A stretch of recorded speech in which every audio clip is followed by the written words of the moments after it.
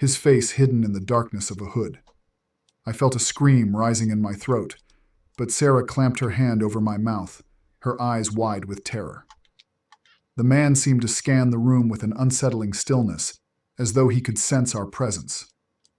Then, without a word, he turned and walked back out into the night. We waited in silence, fear gripping us like a vice. Minutes felt like hours as we debated whether to leave the cabin or stay hidden. But as the minutes turned into an hour, we realized that Mark was still missing, and we couldn't stay in that cabin any longer.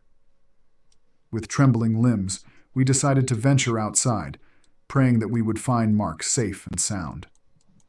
The night was pitch black, and the woods seemed to have come alive with eerie sounds. We called out for Mark, our voices quivering with fear, but there was no response.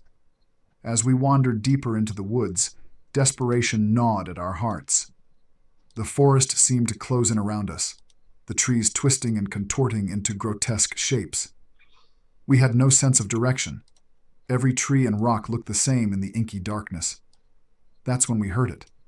A distant, mournful howl that sent shivers down our spines. It was the cry of something inhuman, something that shouldn't exist. Panic surged through us, and we ran blindly through the woods, branches scratching at our skin, tears streaming down our faces. Eventually, we stumbled upon an old, dilapidated shed. We huddled inside, hoping it would provide some shelter from whatever horrors lurked in the woods. We whispered Mark's name over and over, our voices trembling with fear, but there was no response. Hours passed, and our hope began to wane. The shed felt like a coffin, and the howling in the distance continued, growing closer with each passing minute.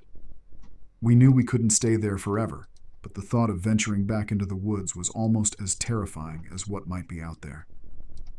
Just when we thought we were completely alone, a voice echoed through the shed, sending us into a frenzy of terror. It was Mark's voice, weak and quivering, but unmistakably his.